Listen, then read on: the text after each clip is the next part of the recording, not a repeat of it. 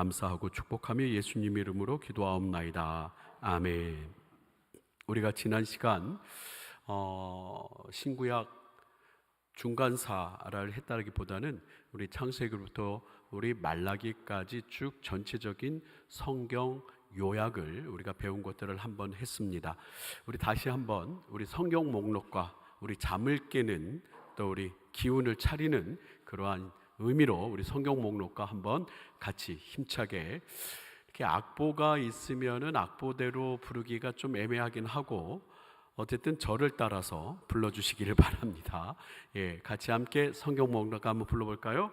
창세기, 출애굽기, 레위기, 민수기, 신명기, 여호수아, 사사기, 룻기, 사무엘상하, 열왕기상하, 역대상하, 에스라, 느헤미야, 에스더, 욥기, 시편, 잠언, 전도서, 아가, 이사야, 예레미야, 에가, 에스겔, 다니엘, 호세아, 요엘, 아모스, 오바다, 요나미가, 나움, 하박국, 스바냐, 학개, 스가랴, 말라기, 마태, 마가, 누가, 요한, 사도행전, 로마서, 고린도, 전후서, 갈라디아서, 에베소서, 빌립보서, 골로새,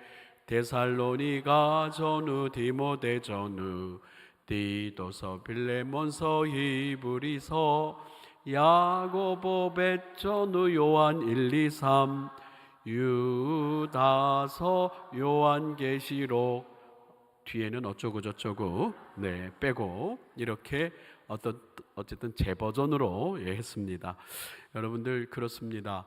우리 하나님의 말씀은 살았고 활력이 있어서 좌우의 날선 어떤 검보다도 예리하여 우리의 홍과 영과 및 관절과 길서를 찔러 쪼개기까지 하며 우리의 마음의 뜻과 생각을 감찰하십니다. 주의 말씀은 살았기에 우리의 삶 속에 능력이 되고, 주의 말씀이 풍성할 때 그 말씀으로 말미암아 우리 인생에 장애물이 없어집니다. 있는 것 같지만 우리가 말씀으로 성장하고 장성했기 때문에 장애물이 장애물 같아 보이지가 않습니다. 그러면서 우리는 지난 시간 창세기로부터 말라기까지 구약 성경의 쭉 정리를 여러분들과 함께 나눴습니다. 태초에 하나님이 천지를 창조하시니라. 이 말씀은 타협도 아니고 설득도 아니고 어떤 설명도 아니에요. 선포입니다. 하나님께서 이 세상을 창조하심을 우리 모두가 믿는 가운데 이 모든 말씀이 우리 안에 아멘이 되시기를 주님의 이름으로 축원합니다. 그러면서 이 말라기, 페르시아 지배 아래 이제 이스라엘 백성들이 유다로 다 복귀를 하죠. 이스라엘로 복귀해서 예루살렘 성전과 또 예루살렘 성벽을 이제 느헤미야를 중심으로 해서 잘 건축을 합니다. 그러면서 그 중심에 누가 있었냐면 에스라, 학사 에스라라고 하는 사람이 주의 율법을 성도들에게, 백성들에게 잘 가르치고 선포하면서 말씀으로 돌아가자, 또 참된 예배를 드리자. 그래서 여러분, 말라기라고 하는 이 책이 누가 썼냐라고 학자들 간에 여러 가지 이견들이 있는데, 많은 학자들은 이 에스라 학사 겸 제사장, 이 에스라가 쓴 거 아니겠느냐. 마라키, 나의 종이라고 하는 뜻을 갖고 있는 그 말라기를 볼 때에 완전히 이제 예배 회복을 부르짖고 있는 게 이제 말라기의 말씀이죠.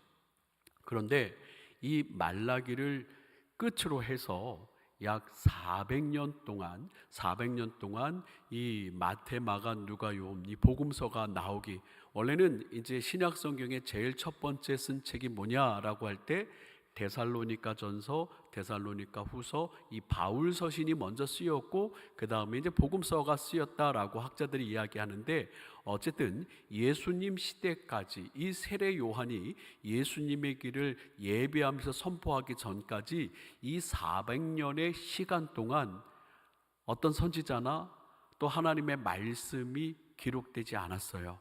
그래서 그 중간을 신구약 중간사 또 신구약 암흑기라고도 이야기하지만 이 400년이라고 하는 시간 동안 하나님께서는 그리스도를 그리스도를 기다리는 이제 PPT를 보여주시면 됩니다. 그리스도의 오심을 예비한 격변의 역사가 이제 시작되는 거예요. 보여주시면 된다니까요.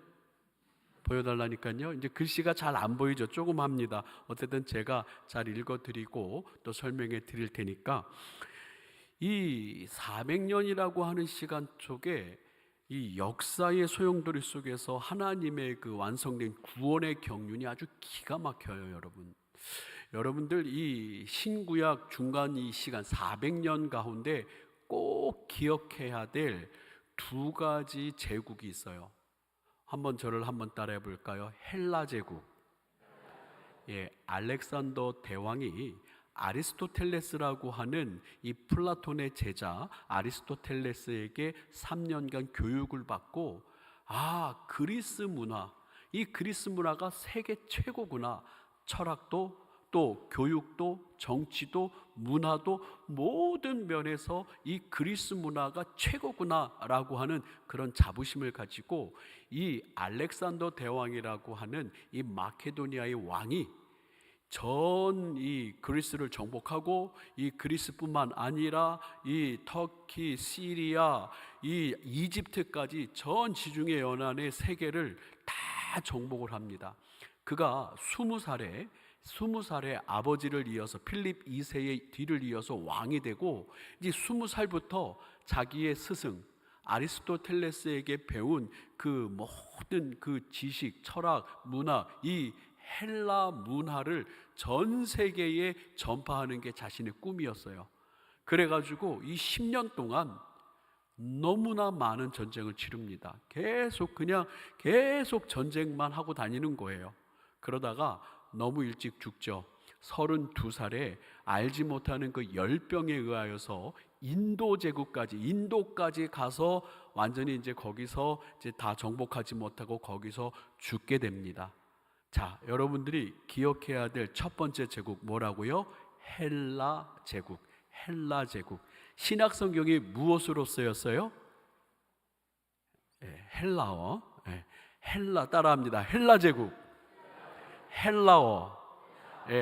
요즘 말로 치자면 그리스 말이에요. 고대 그리스 말로 이제 신약 성경이 쓰였는데 여기에서 대단히 중요한 게 또 하나가 있는데 이 헬라 제국 알렉산더의 부하 중에 프톨레미라고 하는 그 부하가 이 이집트를 중심으로 해서 또 제국을 형성했는데 거기서 이제 이집트의 알렉산드리아라고 하는 그곳에서 어떤 일이 벌어지냐면 아주 놀라운 하나님의 경륜, 하나님의 온 인류를 향하는 구원의 계획이 거기서부터 시작해요. 여러분 혹시 그 70인역 셉투아진트 혹시 이건 뭔 소리야? 처음 들어보시는 분도 있겠지만은 70인역이라고 하는 그런 성경이 거기서 이제 시작됩니다. 이게 뭐냐면은 구약 성경을 프톨레미 2세라고 하는 사람이 이 유대 랍비들 72명을 데려다가 구약 성경을 헬라어로 번역을 시킵니다. 여러분 그 지중해 당시 그 유럽에 있는 그 지중해 다 로마 시대도 무슨 어를 썼어요? 로마 제국 시대, 헬라 제국 다음에 로마 제국인데 이 로마 제국도 이 지중해 근방 이 세계의 언어를 뭘로 썼어요? 헬라어. 로마 제국이 정복을 했으면 로마 말을 써야지. 이태리 말, 라틴어라고 그러죠. 고대 이태리 언어를 라틴어라고 하는데 왜 라틴어를 쓸 것이지 이 헬라어를 쓰냐?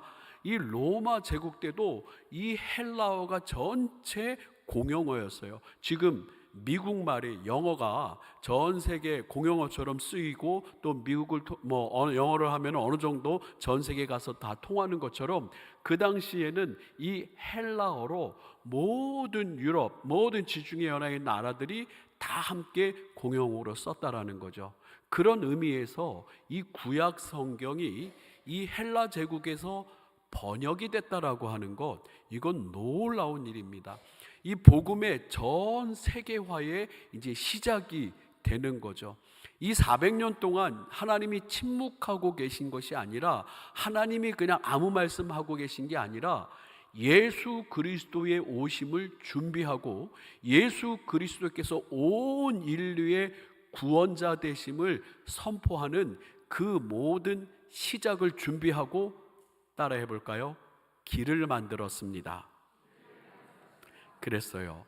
모든 길은 어디로 통한다라는 말을 들어보셨나요? 로자로 시작해요. 로마로 통한다. 모든 길은 로마로 통한다. 이 로마 제국이 결국은 313년에 이 컨스탄티노플 대제에 의하여서 기독교가 공인되고, 또 이 칼케토네에서 완전히 기독교가 국교화됩니다. 그러면서 이 로마를 중심으로 해서 전 세계로 뻗어진 이 길을 통해 예수 그리스도의 복음이 전파되는 이 모든 역사의 순간 속에 하나하나의 사건이 그냥 따로 동떨어진 것이 아니라, 하나님께서 온 인류를 구원하시기 위한 하나님의 경륜이 들어가 있다라고 하는 거죠. 다음 페이지를 넘겨주시면, 우리 잠시 구약의 끝자락과 포로기의 역사, 이스라엘 왕국, 북왕국, 남왕국이 몰락을 합니다. 자, 다음 페이지를 보여주시면, 북왕국 이스라엘과 남왕국 유다의 멸망. 북왕국 이스라엘은 첫 번째 제국, 아자로 시작하는 어느 제국에 의해서 멸망해요? BC 722년에 아수르라고 하는 제국에 의하여서 이 사마리아의 수도를 두고 있었던 북왕국이 멸망을 합니다. 그런데 여러분들, 이스라엘 지파가 12지파잖아요. 12지파 중에 이 10개의 지파는 북왕국이고 2개의 지파만 남왕국입니다. 이 2개의 지파가 어느 지파예요? 유다 지파와 베자로 시작하는 베냐민 지파. 그래서 바울 사도가 그런 얘기 하잖아요. 나는 히브리인 중에 히브리인입니다. 이 바울 사도는 어느 지파 사람이요? 베자, 베냐민 지파. 이 북왕국 이스라엘은 아수르에게 완전히 멸망되는데, 그 10개 지파, 에브라임 지파, 갓 지파, 아셀 지파, 스불론 지파, 이 10개 지파는 그 순수한 혈통을 다 잃어버려요. 왜냐하면 아수르 제국에 의해서 혼혈 정책이 벌어집니다. 혼혈 정책. 그래서 사마리아에 있는 이 북왕국에 있는 사람들은 다 이라크나 이란이나 여러 다른 제국으로 다 흩어져 보내고, 또 다른 지역에 있는 사람들은 사마리아로 다 데리고 와서 이 북왕국 이스라엘의 순수 혈통이 이어지는 것, 이제는 희미해지고 거의 사라졌어요. 그러나 남왕국 유다는 어디에 의하여서 멸망합니까? BC 586년에 느부갓네살 바자로 시작하는데, 바보나라? 바벨론이라고 하는 그 나라에서 586년에 느부갓네살에게 이제 완전히 멸망하는데, 이 느부갓네살은 그나마 다행인 것이 이 각 나라의 민족 그리고 각 나라의 종교들에서는 어느 정도는 이제 관대한 정책을 폈기 때문에 남왕국 유다는 예루살렘을 중심으로 해서 그래도 유다 민족의 정통성을 지킬 수가 있어요. 베냐민 지파 사람들은 아주 극소수의 사람만 남았고, 이 유다 지파 사람들이 대부분 이제 남유다에 있었기 때문에 유다 지파의 사람들이라고 하는 이 명칭이 결국은 우리 후반기에 가서 유다 사람들, 유대인으로 그렇게 변형이 되는 겁니다. 그러니까 대부분이 다 유다 지파의 사람들이고, 예수님 시대에는 다 유다 지파 사람들이고, 그 다음에 조금 남아있는 순수 혈통을 지킨 지파, 히브리인 중에 히브리이다. 바울 사도가 이야기하는 무슨 지파요? 베냐민 지파가 그렇게 조금 남아있는 거예요. 그러면서 이제 북왕국 이스라엘은 아수르라고 하는 제국에 멸망하고, 남왕국 유다는 바벨론이라고 하는 제국에 의하여서 멸망하는데, 이제 하나님께서 느헤미야를 통하여서 70년 포로 생활의 마무리를 시키는데, 이제 바벨론 제국을 멸망시키는 제국이 일어납니다. 어떤 제국이 일어나요? 패자로 시작해요. 페르시아, 성경에는 바사라고 그렇게 표현되는데 페르시아라고 하는 제국이 일어나면서 놀라운 일이 일어납니다. 이 페르시아 제국의 키루스, 성경에는 고레스 왕이라고 이야기하는데 이 고레스 왕에 의하여서 너희는 각 나라와 또 각 지파들은 각 나라로 다 이제 포로 잡혔던 거 이제 풀어줄 테니까 가서 너희들의 신들을 너희들 마음대로 섬기고 또 너희들이 원하는 대로 살아라. 그 대신 세금 잘 바치고 내 명령에 잘 복종하고 아주 엄청나게 관대한 정책을 이 페르시아의 이 고레스가 칙령을 내려요. 그래서 이스라엘 사람들은 BC 538년에 고레스 왕에 의하여서 이렇게 자기의 나라로 돌아가는 수룹바벨과 또 여호수아, 총독 수룹바벨과 제사장 여호수아를 중심으로 해서 예루살렘으로 가서 예루살렘 성전을 건축을 합니다.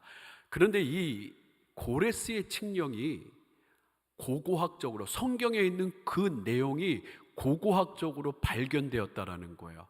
아주 어마어마한 발견이라고 이야기하는 거죠. 이것을 이제 고레스의 원통이다라고 이야기하는데 이 고레스의 칙령이 이 원통에 잘 새겨져 있는 것이 보존되어서 여기에 뭐라고 써 있냐면 나는 고레스, 세계의 왕, 위대한 왕, 정정당당한 왕, 사방의 왕이며 위대한 왕, 얀산의 왕이신 감비세스의 아들이며 고레스의 손자이며, 고레스 2세니까요, 키루스 2세. 나는 오랫동안 황폐되어 온 성소들과 그 안에 있던 신상들을 티그리스강 저편에 신성한 도성들로 귀환시켰으며 그들을 위하여 영구적인 성소를 지어주었다. 이곳의 주민들은 모두 모아서 저들의 거주지로 귀환시켰다라고 이렇게 고레스는 이렇게 성경에서 이야기한 이야기를 이 원통에다가 새겨가지고 이렇게 자기 보존했는데 이게 고고학적으로 발견됐다라고 하는 거예요. 어마어마한 그러한 성서적인 역사의 사실이 증명되는 그러한 기록이라 할 수가 있죠. 자, 그래서 우리 처음 아수르 제국, 그리고 아수르 제국을 물리친 바벨론 제국, 그 다음에 고레스에 의한 페르시아 제국. 자, 이 페르시아 제국까지는 선지자들이 일어나고 또 많은 주의 종들이 이스라엘 사람들을 예루살렘으로 함께 귀환하면서 좀 신앙이 좀 아름답게 잘 정착이 됩니다. 페르시아 시대까지는 에스라를 통해서, 느헤미야를 통해서 또 여러 많은 또 민족의 지도자들을 통해서 잘 신앙이 정립되고 성전도 건축되고 또 성벽도 잘 재건이 되는데, 그러면서 이제 말라기에 의하여서 우리가 이렇게 예배, 성전도 회복하고 성벽도 회복했으니 하나님 앞에 이제부터 제대로 된 예배를 드리자라고 하면서 예배 회복을 부르짖은 게 말라기서죠. 그런데 자, 이 페르시아 제국이 어느 나라의 어느 제국에 의해서 또 멸망을 하냐면, 한번 다음 것 보여주시죠. 자, 제국의 소용돌이와 혁명, 다음 그림.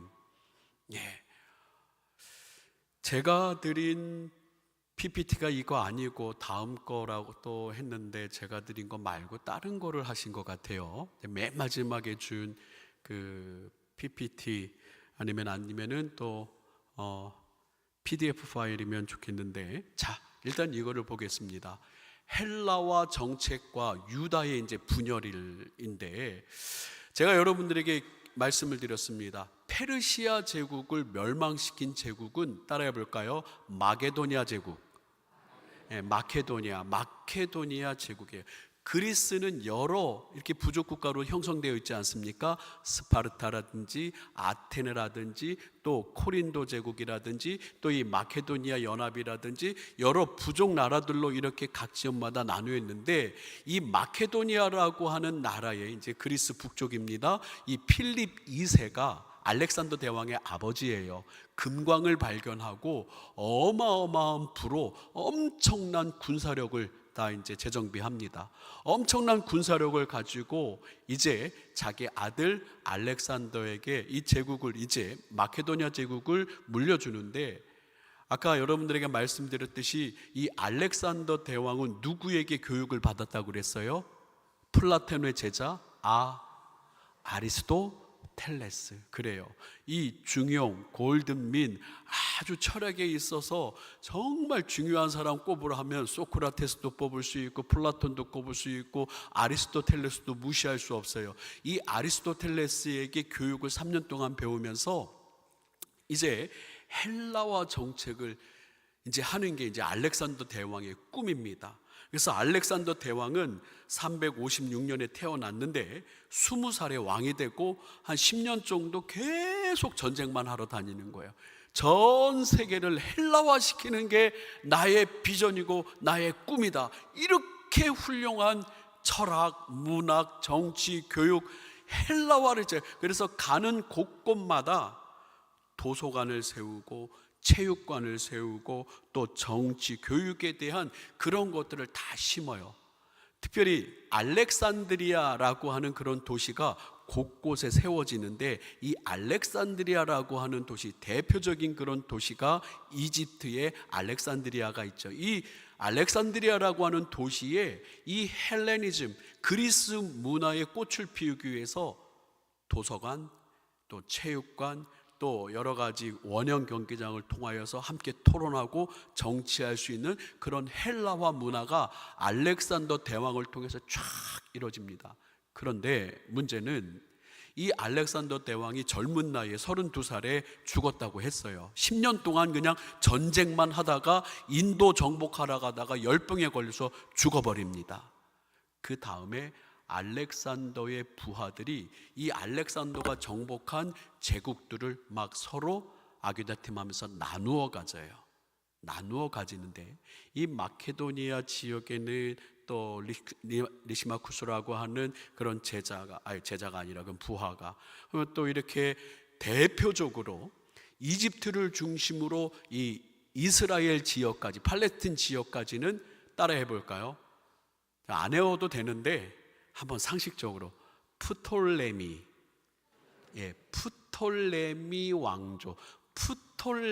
왕조가 이제 이집트 알렉산드리아를 중심으로 해서 또 이 팔레스틴, 이 이스라엘 땅까지 이렇게 점령을 합니다. 그러면서 거기서 아주 큰 제국을 완성해요. 그런데 이 프톨레미 왕조는요, 되게 온건합니다. 문학, 정치, 종교, 또 각 나라에서 좋은 것들을 다 그냥 아주 존중하고 받아들이고, 그래서 이 프톨레미 왕조 2세 때는 이스라엘의 랍비들을 72명을 데려다가, 이야, 이렇게 좋은 책이 있단 말이냐, 이렇게 아주 그냥 귀한 책이 있단 말이냐 하면서 이 성경을 아주 명령을 시켜가지고 72명의 이 랍비들을 데리고 72일 동안 성경을 번역하는데, 이게 진짜인지 아닌지는 뭐 모르겠지만은 전설에 의하면 이 72명의 랍비들이 다 따로따로 번역하는데 이게 다 똑같다는 거예요. 이제 한 사람이 하나를 번역시킨 게 아니라 한 사람이 성경을 번역해, 모세오경을부터 이제 모세오경을 헬라어로 번역을 시키는데, 이 72명의 번역이 틀린 게 하나도 없다고, 좀 틀렸을 것 같기도 하고 이제 하기도 하는데, 이렇게 이 70인역 셉투아진트라고 하는 이 헬라어로 된 구약 성경이 만들어집니다. 이것은 하나님께서 침묵하고 계셨다라기보다는 이 전 세계로 하나님의 창조와 하나님의 구원의 경륜이 이제 전 세계로 퍼져나가기 위한 하나님의 그런 계획의 시작이다라고 할 수가 있어요. 그런데 이 프톨레미 왕조와 또 하나 따라해 볼까요? 발음이 좀 그래요. 어떤 사람은 셀레코스라고 하고 셀레우코스라고 하고, 자, 여기 쓰여 있는 대로 셀레우코스라고 하는 왕조가 또 이제 수리아, 뭐 이라크, 페르시아 이쪽 이제 중동 지역을 다스립니다. 마케도니아 쪽은 리시마쿠스, 또 이 이집트를 해서 팔레스틴 지역은 프톨레미 왕조, 또 위쪽 시리아를 중심으로 해서 위쪽 중동 지방은 따라해보면 셀레우코스, 예, 프톨레미 셀레우코스. 상식적으로 알아주면 좋아요. 알렉산더가 죽고 이제 나머지들은 좀 흐지부지하지만 이 두 왕조, 프톨레미 왕조, 셀레쿠오스 왕조, 이 두 왕조가 계속 이제 전쟁을 해요. 누가 정통이냐, 누가 알렉산더 대왕의 정통이냐 하면서 이 프톨레미 왕조, 셀레우코스 왕조하고 계속 싸우는데 6차전까지 전쟁을, 어떤 사람은 7차전이라고도 얘기하는데 6차전까지 계속 전쟁을 합니다. 4차까지는 프톨레미 왕조가 이겨요. 그래서 이 팔레스틴, 이 이스라엘 땅을, 이 정복을 계속 프톨레미 왕조가 다스리는데 제5차 전쟁 때에는 셀레우코스 왕조가 이겨버립니다. 그런데 이 아까 얘기했던 프톨레미 왕조는 좀 온건해요. 그래서 각 나라 종교들, 각 나라의 문학들을 다 존중해 주면서 또 헬라어로도 번역하는 그런 여러 가지 온건한 정책을 하는데, 이 셀레우코스 왕조는요 아주 강력합니다. 뭐가 강력하냐면 이 세계는 제우스 신을 섬겨야 합니다. 제우스 신을 섬겨야, 우리 그리스, 헬라, 이 그리스의 주신이 제우스잖아요. 이 셀레우코스 왕조는 제우스 신을 섬겨야 되기 때문에 어느 나라든지 각 제단마다 제우스를 위한 신전이 세워져야 됩니다 라고 아주 강력하게 헬라화를 주창하는 이 왕조가 셀레우코스 왕조예요. 그래서 이 헬라주의, 헬라 문화를 받아들이는 사람도 있고 또 헬라 문화를 배척하는 사람들이 이제 이스라엘 사람들 안에 이제 생겨나기 시작을 합니다. 이제 이렇게 역사가 흐르면서 다음 페이지를 보여주면 안티오쿠스 4세라고 하는 사람이 이제 2세기 들어서 제일 극심하게 이제 셀레우코스 왕조가 5차 전쟁에서 이스라엘을 정복을 합니다. 이 프톨레미 왕조를 물리치고, 그러면서 이 안티코스 4세가 성전을 더럽히는 아주 폭력적인 행동을 해요. 자기 자신을 에피파네스라고 얘기합니다. 나는 신의 현현이다, 나는 제우스와 같은 신이다 라고 하면서 유대인들에게 그들의 정체성을 파괴하는 아주 폭력을 저질러요. 폭군 중에 폭군이 이 안티오코스 4세입니다. 그래서 이 안티오코스 4세는 이 이스라엘 사람들에게 뭐를 주장을 하냐면 할례 금지. 너희들은 이제 유대인의 정체성을 버려. 너희들은 다 이 제우스의 다 지배 아래, 이 안티오코스 4세의 이 지배 아래 있어야 된다. 할례 금지. 그리고 안식일 금지. 안식일이 어딨어? 모이지 마. 율법서 갖고 다니지 마. 율법서 소지 금지. 그리고 성전에서 제사 드리지 마. 성전 제사 금지. 그리고 그 성전마다, 제단마다, 이 예루살렘 성전도 있지만 각 지방마다 제단이 있어요. 레위인들을 중심으로 해서 제단을, 거기에 다 누구를 위한 제단을 세워야 된다? 제우스를 위한 제단을 세워야 되고, 그리고 돼지로 제물을 드리면서 유대인의 성전 제사를 모독을 하는 거예요. 정치 탄압은 그래도 유대인들이 버텨요. 정치 탄압은 그래도 이 사람들이 그냥 그런가 보다 해요. 그런데 뭐는 건들면 안 돼요. 이 유대인들은 이 신앙, 야훼 신앙, 이 야훼 신앙만큼은 건들면 안 되는데, 아주 이 안티오코스 4세는 아주 어마어마한 폭력으로 이렇게 할례 금지, 안식일 금지, 율법서 소지 금지, 성전 제사 중단, 제우스 제단을 설치하고, 또 예루살렘 성전에다가 제우스 제단을 세우고 거기서 돼지고기로, 성경의 돼지고기는 정결한 음식이에요? 아니면 부정한 음식이에요? 부정한 음식이죠. 돼지고기로 제물을 드립니다. 아주 엄청난 그런 핍박을 하고 종교적 박해를 해요. 그때 이제 한 시골 예루살렘에서 한 30km 정도 떨어진 지역에 그 조그마한 마을에 거기도 제단이 있었는데 마따디아라고 하는 제사장이 있었습니다. 이 마따디아라고 하는 제사장이, 다음 페이지를 좀 넘겨주세요. 이제 마따디아라고 하는 제사장이 있었는데 거기서도 지방 관료들이 다 이제 그 안티오코스 셀레코스 왕조의 그 헬라 제국의 지금 지배 아래 있지 않습니까? 지금 이제 이스라엘은 아직도 여전히 독립하지 못하고 여전히 그 헬라 제국 안에 있는 사람들이에요. 이 시리아, 이 안티오코스 4세에 의하여서 지배를 받고 있는데 이제 마따디아라고 하는 사람이 그 시리아 제국의 그 관료를 죽여버립니다. 왜 죽여버리냐면 자기 제단에다가 뭐를 올려놓냐면 돼지를 올려놓고 거기서 제우스를 막 섬기라고 하니까 이 마따디아라고 하는 제사장이 열받아가지고 이 주민들하고 자기 아들들하고 봉기를 일으켜요. 야, 도저히 못 참겠다, 이런 헬라 제국, 야, 이 도저히 못 참겠다 해서 마따디아라고 하는 제사장과 그의 아들들 그리고 그 지역에 있는 사람들이 봉기를 일으키는데 그 중에 세 번째 아들이 있어요. 세 번째 아들의 이름이 뭐냐면 유다라고 이야기합니다. 유다라고 하는 이 세 번째 아들이 이제 아주 그냥 똑똑한 거예요. 똑똑하고 전쟁에도 능하고 사람들을 아주 인심을 얻는데 엄청나게 이제 인심을 얻습니다. 그래서 이 마따디아 제사장의 아들, 이 셋째 아들 유다가 이제 혁명을 일으켜요. 이 유다를 중심으로 해서. 근데 어떻게 이 시리아 군대를, 이 헬라 제국 군대를 물리치냐면 아주 게릴라 작전으로 망치로 그냥 쾅 치듯이 치고 도망가고 빠지고 하면서 이 게릴라 작전을 펴니다. 그래가지고 유다의 별명이 뭐냐면은 마카비, 망치라는 별명을 얻게 돼요.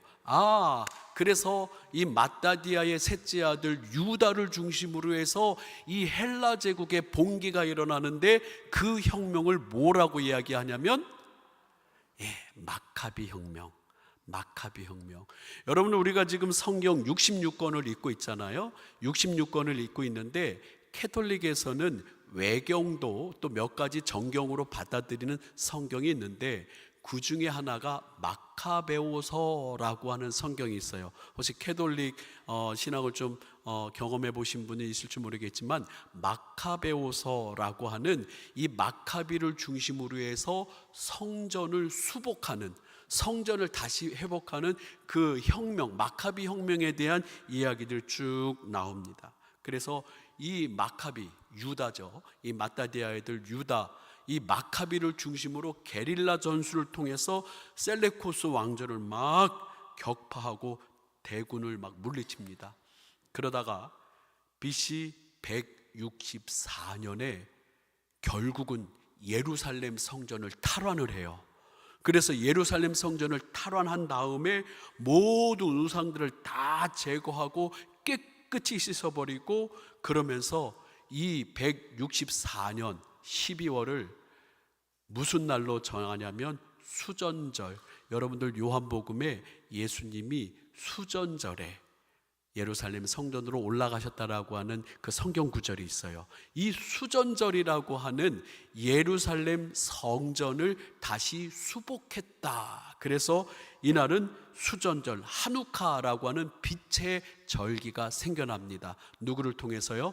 마카비를 통해서. 자, 지금까지 잠깐 얘기를 하다 보면 페르시아 제국의 고레스 왕에 의하여서 그나마 이 이스라엘이, 유다가 뭐를 회복해서 예루살렘 성전도 회복하고 또 그나마 포로, 물론 이 페르시아 제국 안에 지배를 받고 있지만 이 유다 사람들은 예루살렘을 중심으로 해서 예배도 드리고 제사도 드리고 그럭저럭 신앙생활을 유지하고 있었는데, 이 페르시아 제국을 완전히 멸망시키고 전 지중해 연안을 완전 통일시킨 알렉산더 대왕의 무슨 제국?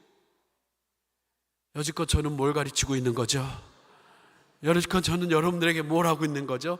자, 헬라 제국 다시 한번 따라합니다. 아수르를 바벨론이 멸망시키고, 바벨론을 페르시아가 멸망시키고, 페르시아를 어디 제국? 헬라 제국이 멸망시켜요. 헬라 제국. 이 헬라 제국의 알렉산더가 10년 동안 전쟁을 하다가 죽고, 그의 부하들이 하나는 프톨레미, 할래는 셀레우코스. 이 셀레우코스가 이제 두 제국이 크게 강성을 했는데, 그나마 이 프톨레미 왕조는 온건하고 성경도 번역도 시키고 또 각자의 종교들과 문화들을 인정하는 대신에, 특별히 셀레우코스라고 하는 왕조는 어마어마하게 이 유대인들의 종교를 박해했다라고 하는 거예요. 이 셀레우코스 왕조 중에 안티오코스 4세는 자기를 신의 현현, 자기는 제우스의 현현이다 하면서 예루살렘에 있는 모든 성전, 모든 제단에 제우스를 위한 제단을 세우고 아주 그냥 어마어마한 종교 탄압을 합니다. 그 가운데 마따디아라고 하는 지방의 제사장, 그리고 그의 아들들이 봉기를 일으켜서 셋째 아들 유다, 별명은 뭐라고요?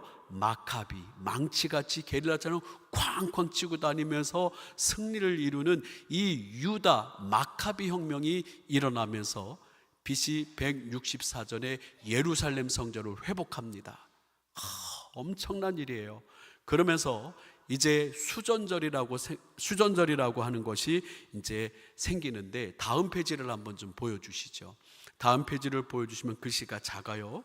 이제 BC 167년에 처음에 마따디아의 혁명이 시작돼서 164년 두 번째는 이 성전이 봉헌됩니다. 수전절, 이 수전절이 진행이 되고, 그 다음에 세 번째, 이 마카비가 유다가 죽고 나서 이제 142년에는 그 요한이라고 하는, 또 이게 이제 순서가 좀 달라요.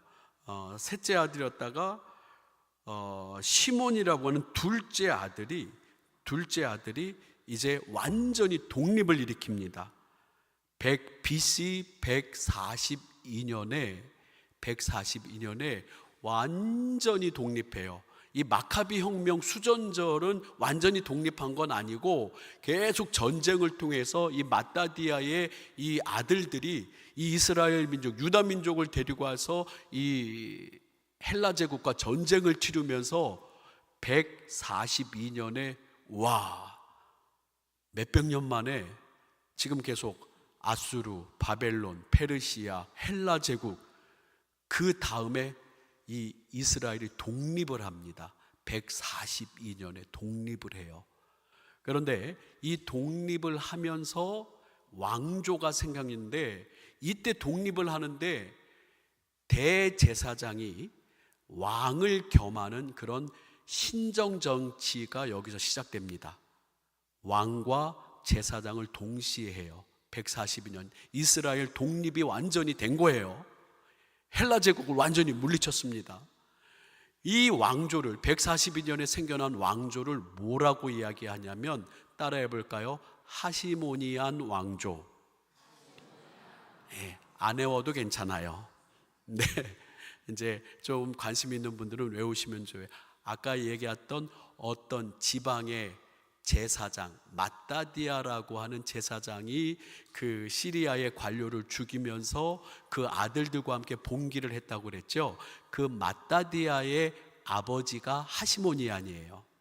하시모니안의 이름을 따서 이제 하시모니안의 자손들이 이스라엘의 왕조를 이룬다 해가지고 하시모니안 왕조가 이루어집니다. 근데요, 세상 일이 다 그렇잖아요. 힘을 가지면 이 힘으로 잘 먹고 잘 살고 싶고, 이 힘을 놓고 싶어요, 안 놓고 싶어요? 이 힘을 가지고 이 독립해서 누구를 잘 섬기려고 독립한 거예요?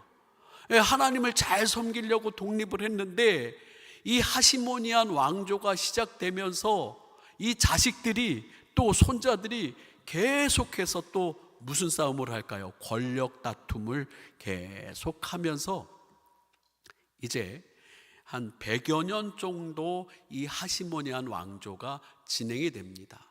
하시모니안 왕조가 여기 네 번째 BC 63년에 하시모니안 왕조의 종말을 이뤄요. 이때가 언제냐면 로마 제국이 완전히 그 다음에는 이 헬라 제국을 멸망시킵니다. 자, 한번 기억하세요. 아수르, 바벨론, 페르시아, 그 다음에 헬라 제국, 그 다음에 헬라 제국을 무너뜨린 제국이 로마 제국이죠.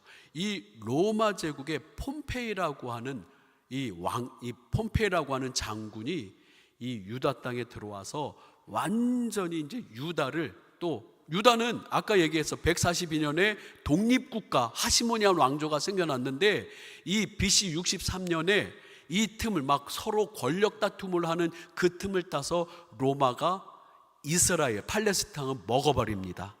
그래서 자기의 속국을 만들어요. 다 이 헬라 제국이 다스렸던 제국을 이제는 어느 제국이 다스려요?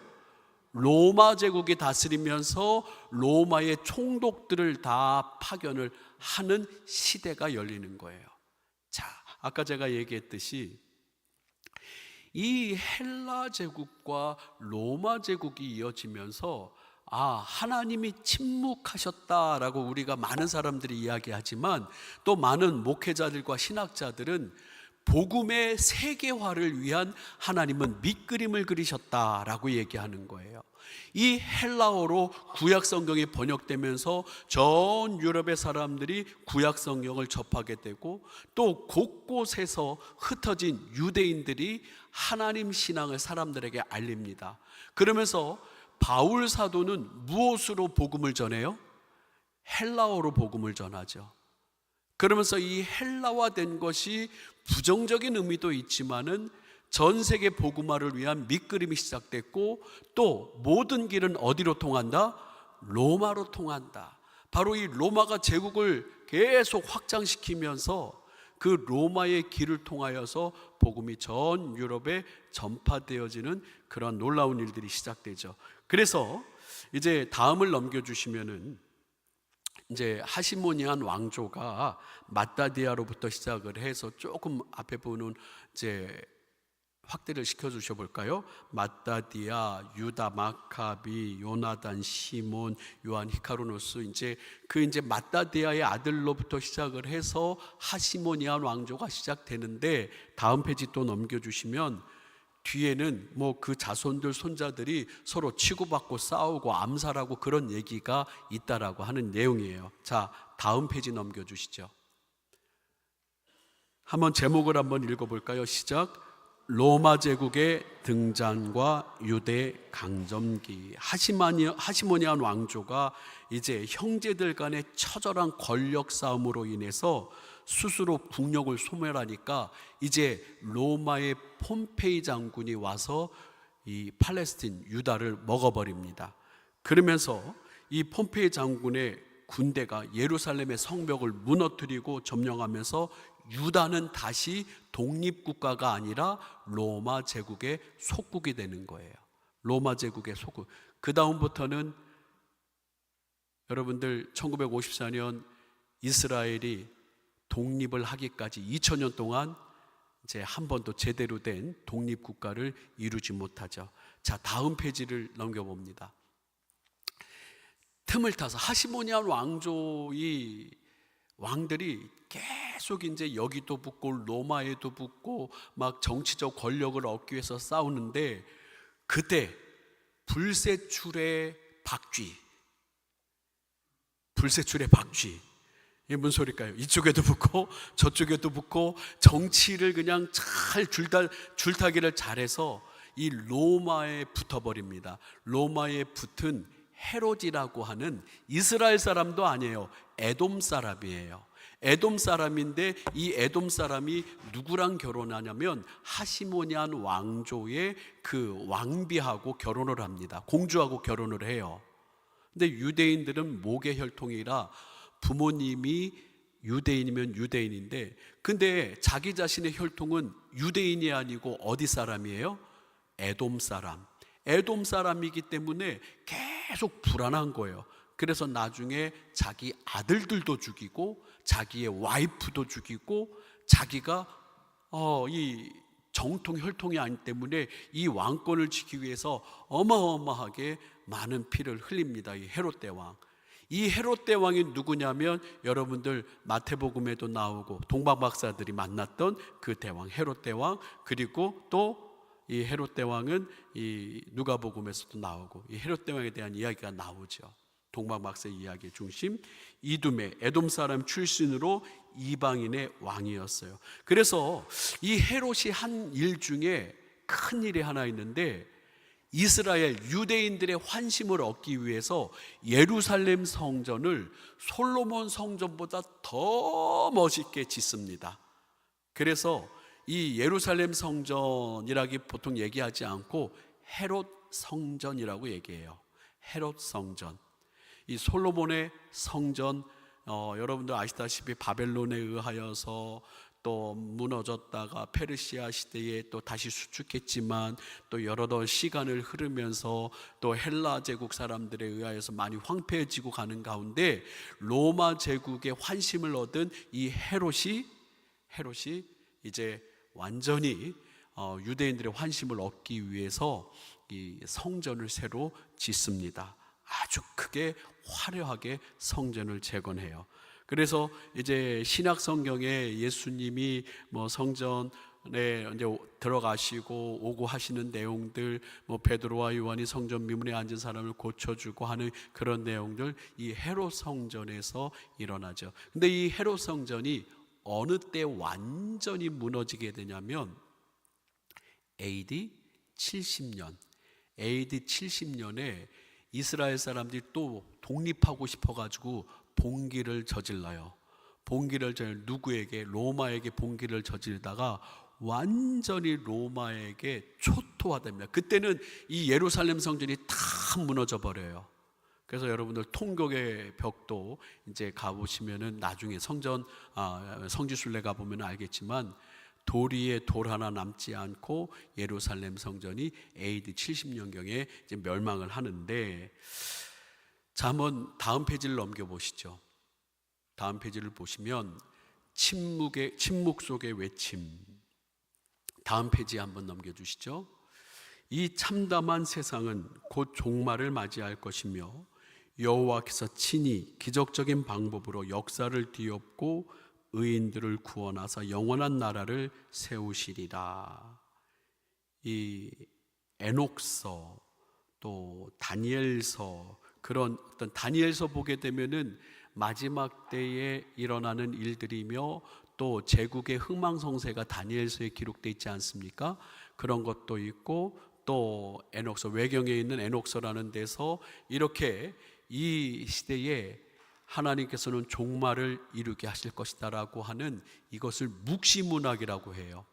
계속 헬라화되고 또 로마 제국에 의해서 정복되니까 이 이스라엘 사람들의 심령에는 더 간절하게 누구를 기다릴까요?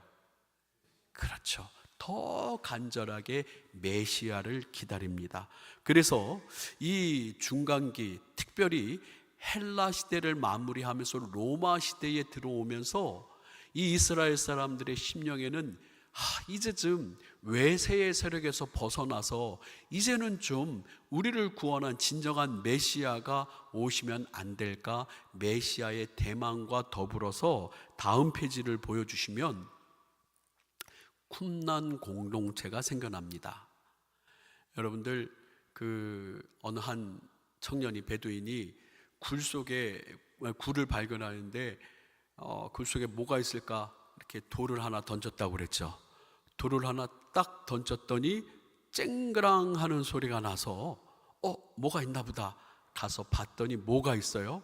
거기에 구약 성경이 두루마리로 거의 그냥 완벽한 상태로 다 보존되어 있는 거예요. 구약 성경의 내용이. 그래서 이 구약 성경 사본을 사해사본이라고 얘기하는데, 이 쿰난 공동체가 뭐 하는 사람들이냐면은 이 쿰란 공동체가 뭐 하는 사람들이냐면, 아까 어느 제국이 유대인들을 막 핍박했다고 그랬어요? 그렇죠. 헬라 제국, 셀루코스. 이 헬라 제국 막 핍박하고, 그 다음에 또 하시모니안 왕조도 서로 그냥 자기들의 왕권을 유지하기 위해서 또 헬라 제국과 또 붙어먹고, 하나님 앞에서 제대로 된 그런 왕국을 섬기지 못하니까 너도 싫고 쟤도 싫고 다 싫어. 그래서 우리는 광야로 나아가서 오직 하나님의 말씀만 따라서 말씀을 필사하고 경건 생활하고 묵상하는 그런 공동체가 생겨나요. 이 쿰란 공동 때 다른 말로 이야기하면 에세네파라고 이렇게 얘기하는데, 세속의 부패한 정치 권력과 타락한 성전 지도자들에게 완전히 실망해서 사람들은 도시를 떠나서 유대 광야 사막으로 들어갑니다. 이 쿰란에서 오직 공동체 생활을 하면서 엄격한 율법 준수, 매일의 정결 예식에 힘쓰면서 종말을 기다려요. 마지막 때를 기다리는 이 묵시문화, 마지막 메시아를 갈망하는 그러한 열망이 이 쿰란 공동체에서 일어난다라고 이야기합니다. 그러면서 이 사회사본이 우리 1947년에 이제 발견되는 일들. 자, 한번 다음 페이지를 넘겨주시죠. 이제 거의 다 끝났습니다. 좀 지쳐하시는 분들이, 제가 지쳐 보이나요? 좀 지쳐하시는 분이 몇 분 있어가지고, 자, 이러한 막 정치적 혼동과 막 종교, 제대로 된 신앙이 흔들리는 가운데 이스라엘에는 4개의 종파가 생겨납니다. 여러분들 신약 성경에 여러분들 보시면 다 나오는 사람들이에요. 첫 번째 따라해 볼까요? 바리새파.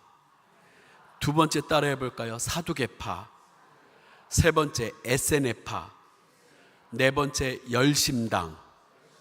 이렇게 종파가 이 하시모니안 왕조 때 이렇게 생겨나는 거예요. 독립을 했기는 했지만 여전히 헬라 사람들하고 결탁하고 또 로마 사람들에게 잘 보이고, 이 힘 있는 제국에 우리의 종교의 순수함을 다 잃어버리기 때문에 여기서 자기들이 이제 생겨난 첫 번째 파는 바리새파.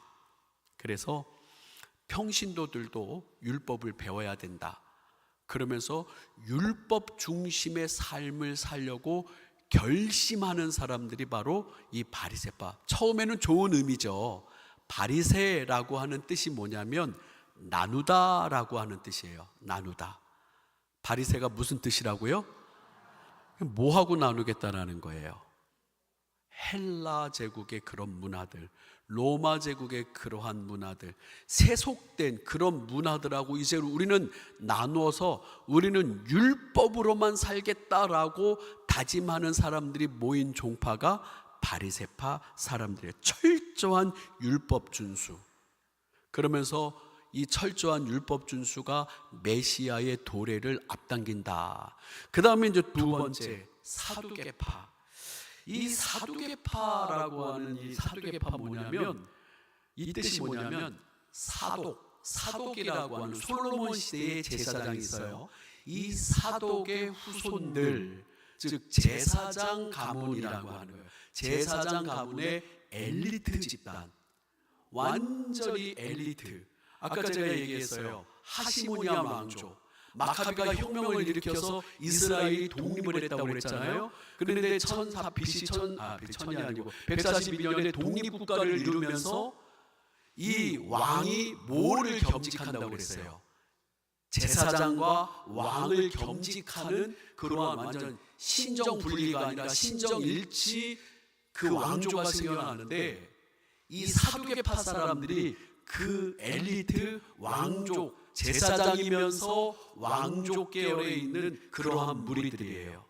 그러면서 이들은 어떨 때는 헬라 문화와도 타협을 하고 어떨 때는 로마 제국하고도 타협하고, 그런데 정치적으로는 가장 최상위에 있는 사람들을 사두개파 사람들이다라고 그렇게 이야기를 합니다. 이 사람들은 그래도 부활이, 다시 인간이 살아난다라고 하는 것을 믿는 사람들이에요. 그 다음에 이제 세 번째 생겨난 사람들이 따라해 볼까요? 에세네파.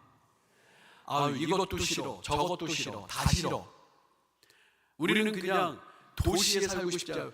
쿵난 이 광야로 들어가서 굴 속에서 우리만의 하나님을 향한 정결한 신앙을 지키고 싶어. 철저하게 율법을 지키고, 그들이 아침 먹고 땡, 점심 먹고 땡, 저녁 먹고 땡, 뭐만 해요? 성경 필사하고 자기를 정결하게 하고 그들의 공동체의 규칙을 하면서 성경 필사가 그들의 최고의 그러한 일이었고, 그들은 메시아를 간절히 기다리는 묵시문학의 그런 시작을 알리는 사람들입니다. 그리고 마지막으로 따라해 볼까요? 열심당. 열심당.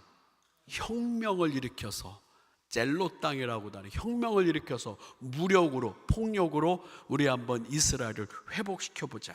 그래서 막 테러리스트들, 이 열심당에 많이 이제 속해져 있습니다. 그런데 이 바리새파, 사두개파, 에세네파, 열심당 다 이제 순수한 마음으로 이 민족이 하나님 앞에 제대로 서기를 원하면서 생겨났지만, 결국은 시간이 흐르면서 다 변질되고 바뀌는 가운데, 자, 다음 페이지를 넘겨주시죠. 이제 주님의 길을 예비하는 광야의 소리가 등장합니다. 자, 다음 페이지 보여주시면 세례 요한이 이제 나오죠. 엘리야의 심령과 능력으로 말라기 선지자 이후 400년 동안 끊어졌던 선지자의 영을 입고 등장하여 구약 예언의 최종적 선포를 선포하는, 최종적 성취를 선포하는 이 세례 요한이 등장을 합니다.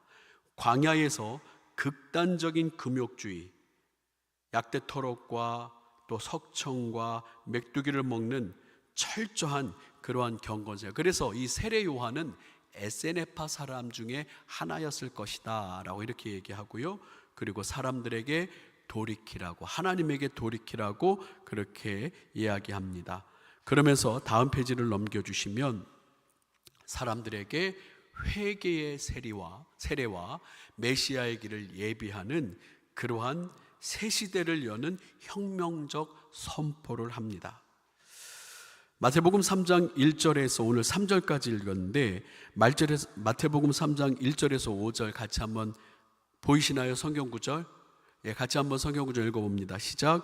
그때에 세례 요한이 이르러 유대 광야에 전파하여 말하되 회개하라, 천국이 가까웠느니라 하였으니 이는 선지자 이사야를 통하여 말씀하신 자라. 일러스되 광야에 외치는 자의 소리가 있어 이르되 너희는 주의 길을 준비하라, 그가 오실 길을 곧게 하라 하였느니라.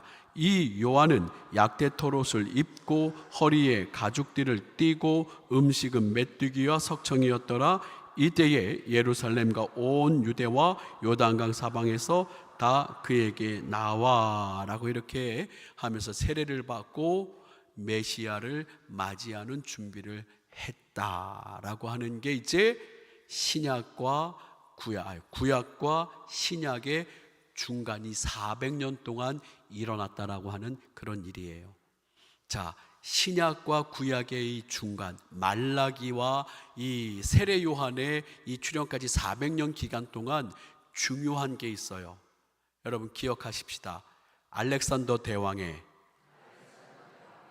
헬라화, 알렉산더 대왕의 헬라화가 아주 이 중간에 매우 중요한 그런 사건이에요. 근데 이 알렉산더 대왕의 헬라화, 이것은 이 주님의 복음에 전 세계로 뻗어나가는 어떤 그런 베이스를 만드는 그런 준비 과정이었음을, 아까 프톨레미 왕조, 프톨레미 2세 때 구약 성경을 헬라어로 번역하면서 많은 이방인들도 하나님의 성경을 읽고 메시아에 대한 대망을 기다리게 하였고, 또 저를 한번 따라하겠습니다. 마따디아, 마카비 혁명. 이 마따디아의 아들, 셋째 아들 유다 마카비를 통하여서 이스라엘의 성전 회복을 이루는 이 수전절이 일어나게 되고, 그 다음에 저를 한번 따라할까요? 쿰난 공동체, 쿰난 공동체를 통하여서 정말 하나님께서 언제 메시아를 보내시겠습니까? 메시아에 대한 그 기대와 갈망이 계속해서 이제 이스라엘 땅에 무르익게 되면서 이 쿰난 공동체 에세네파라고도 이야기하는 이들 가운데 누가 등장을 했다고요? 세례요한이 등장을 하면서 주님의 길을 준비하는, 그래서 이 400년 기간을 영적 암흑기라고 하기보다는 하나님의 복음의 전 세계의 복음의 역사를 이루기 위한 하나님의 경륜의 때라고 그렇게 우리는 이야기할 수 있습니다. 전 세계 복음화를 위한 하나님의 경륜, 하나님의 예배하심이 이 400년 동안 헬라 제국과 로마 제국을 통하여서 준비되고 또 완성되면서 이 복음이 전 세계에 전파된다는 거예요. 말씀을 정리하면서 이런 말씀을 하고 싶어요. 제가 말씀을 준비하고 묵상을 하면서 하나님께서 그냥 단번에 불을 콱 내리시던지, 하나님께서 어마어마한 음성으로 이놈들 하면서 하나님이 쫙 하고 나타나면서 못되고 잘못된 사람 다 죽여버리고 제대로 된 사람들 예배만 받으시면 하나님이 단칼에 그냥 하시면 어떻습니까? 근데 하나님이 그러시나요? 그러시지 않나요?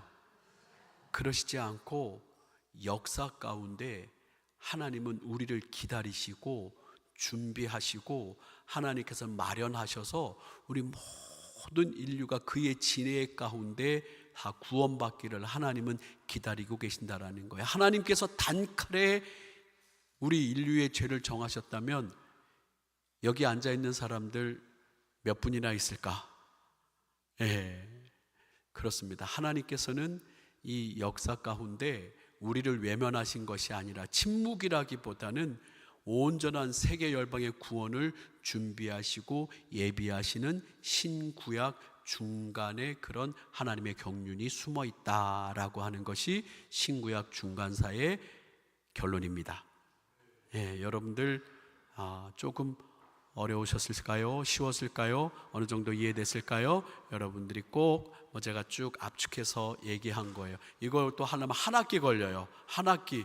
1시간씩 해서 한 학기 걸리는 수업을 여러분들 지금 1시간 동안 압축해서 여러분 보셨다고 하면 되고요. 이제 다음 주부터는 복음서, 마태, 마가, 누가, 요한 이 복음서 각 절마다 중요한 내용들을 같이 살피면서 여러분들과 함께 이 신약 성경에 대한 내용들을 나누고자 합니다. 여러분 같이 기도